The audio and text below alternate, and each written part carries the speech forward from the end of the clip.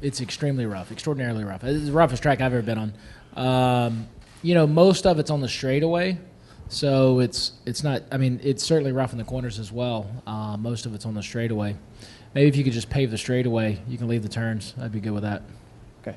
Pretty bumpy. You kind of know that coming here from the last couple of years. So nothing new there. Just a really rough track. And tire testing is if you get to be the car that's here just testing, it's fun. You learn a lot of stuff. When you come here and you're just doing 10-lap runs and then 25-lap runs to see about the durability of the tires, it's I think we've already run a nationwide race this morning, so it's fairly tiring. So we're hoping that you get a little bit of testing in later this afternoon. Kentucky's always been a really good racetrack for me personally, and hopefully we can keep that rolling with a solid effort when we come back here in a few weeks.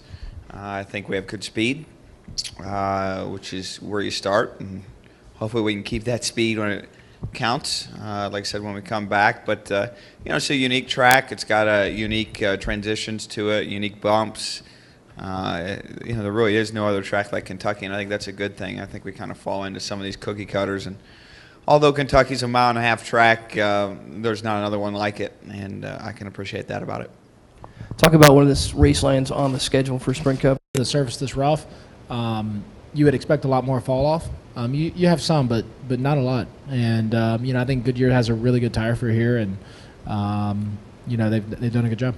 Test is that sometimes you go to tire test and in 5 laps the tires are worn out, and so they're going through tires trying to find something that will just last, like a fuel run.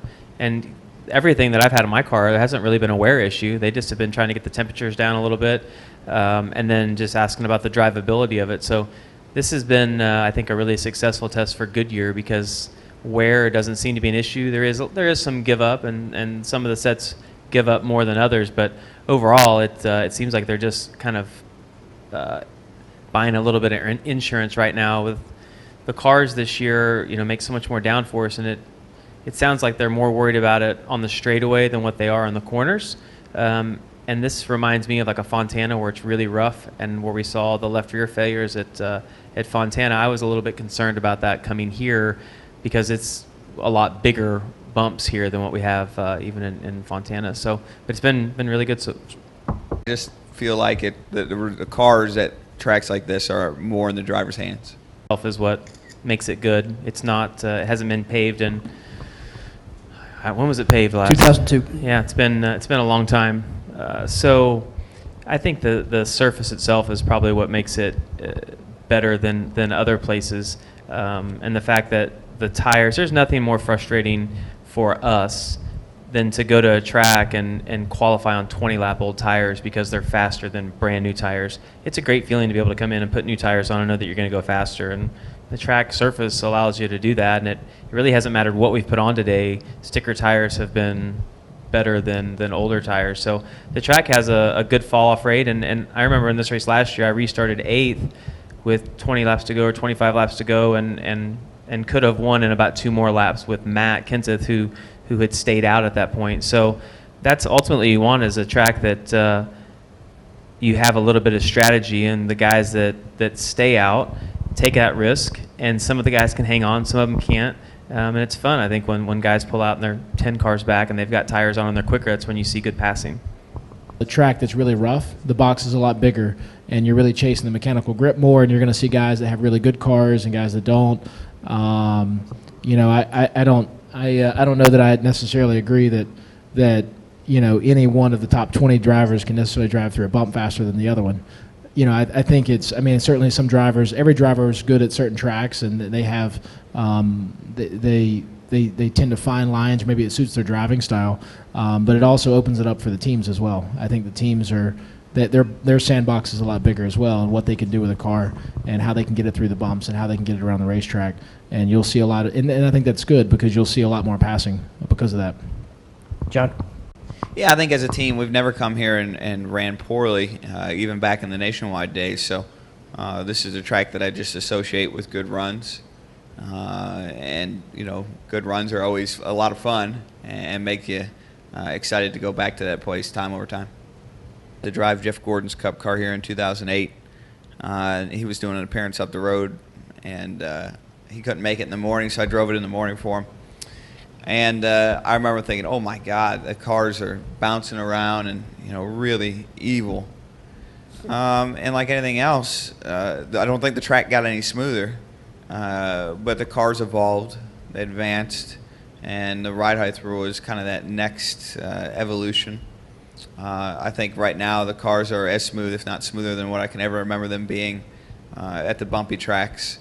And the kind of clearest indicator of that is whenever we get back in the Nationwide car, and they're kind of on the old rules packages and less evolved than the Cup cars, it goes back to feeling very, very rough here. So for the Cup level, it seems to be a natural progression with the cars that have made the bumps impactful but not ridiculous.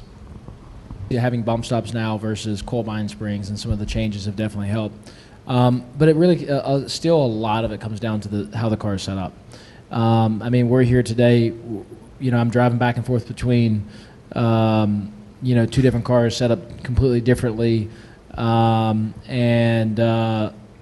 of them drives, it's still a rough track, but one of them drives like a dreamboat, and the other one, I can, yeah. Well, it's the other car, unfortunately. And then the other one, I can't even see down the front. I'm afraid I'm going to hit the wall.